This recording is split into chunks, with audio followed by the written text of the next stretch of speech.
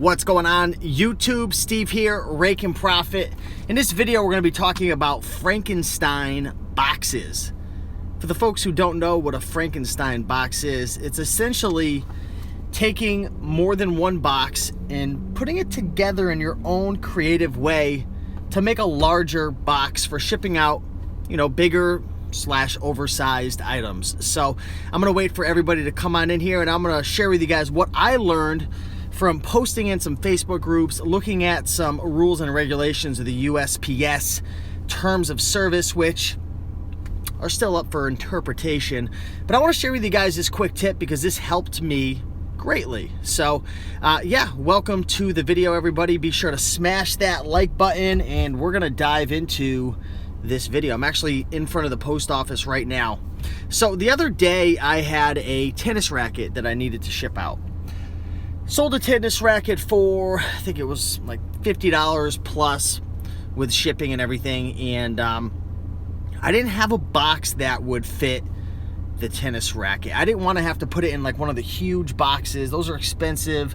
I try to save them for like FBA shipments and various things of that nature, so I didn't want to waste a big box. So what I decided to do was I decided to take two were they medium flat rates?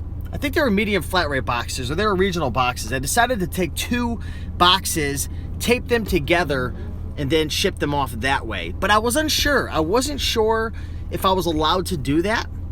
I know that you could do that with like just the regular mailing boxes, but I wasn't sure if you can do that with like the medium flat rates or the regional B boxes.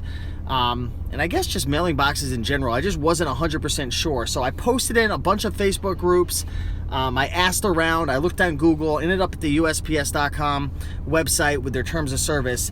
And I learned that if you do have an oversized item and it doesn't fit in a medium flat rate or a regional box, from my understanding, regional I'm still a little unsure of, you can actually tape the boxes together, you could Frankenstein them, and then you could ship them off priority. Now, in order to ship those items off priority, you're not going to be able to, put two boxes together and ship it flat, obviously. You're not going to be able to ship it regional.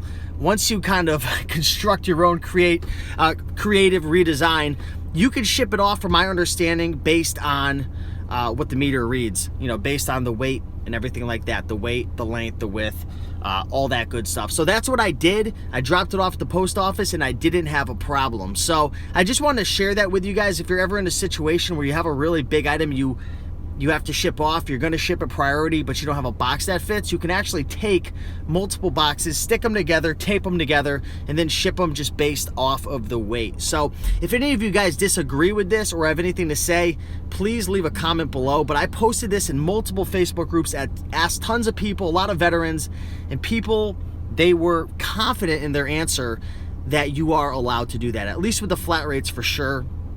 So that's just good to know, because sometimes you get in a bind, sometimes you just don't have the right box to ship, and you got to figure out a way. It's the worst thing when you've got something to ship and you can't find the right box. I know we've all been there. So Charles, what's going on? Good to see you. I'm getting my hustle on, you know it. You are welcome, Charles. Brian Huntsman, good to know. Yes, sir. So now Max is saying you're not supposed to do it with flat rate boxes. Yes, you are allowed to ship with flat rate boxes. There's actually, I went to the website, there was an actual terms of service article on it. So, yep. So Chris is saying it's totally okay to resize in certain circumstances. Now, I did hear from other people saying they were having problems at the post office. People were rejecting it. Postal workers were saying it's against the regulations. But then there's an article that completely contradicts it. It's not even an article. It's like the terms of service of the USPS. So do it at your own risk. Am I right? Am I wrong? Pretty confident I'm right. Could I be wrong? It's a possibility. But I got away with it.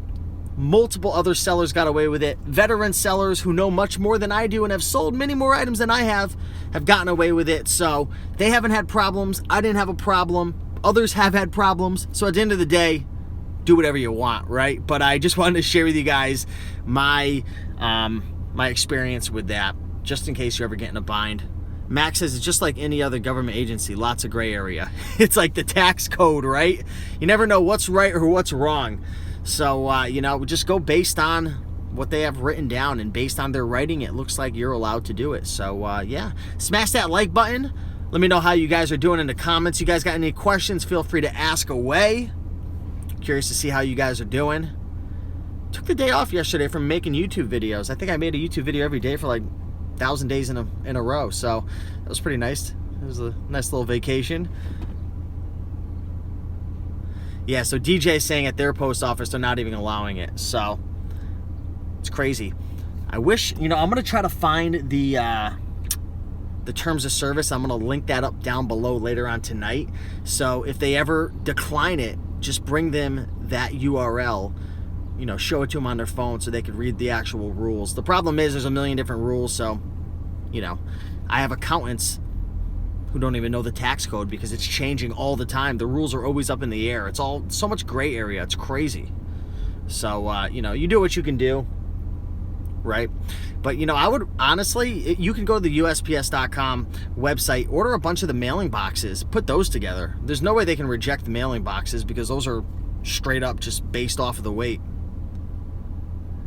1,000 days in a row, pretty much. Yeah, so getting ready to hit up Goodwill, getting ready to hit up Savers, gonna smash those 2 stores, gonna try to go find some deals, and yeah, try to make some money, guys. You know, the deals are out there, but you gotta show up. If you don't show up, you're never gonna get the deals, right? The winner's the person who shows up.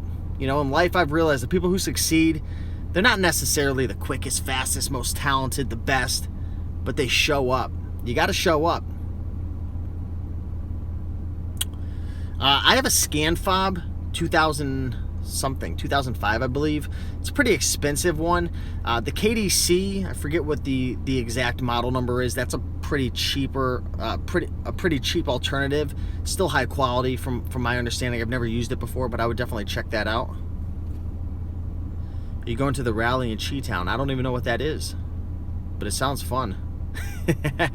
Anyways, guys, I gotta roll. Just want to make that quick video. Be sure to smash that like button, subscribe if you're not already subscribed, and I'll see you guys in the next video. Peace.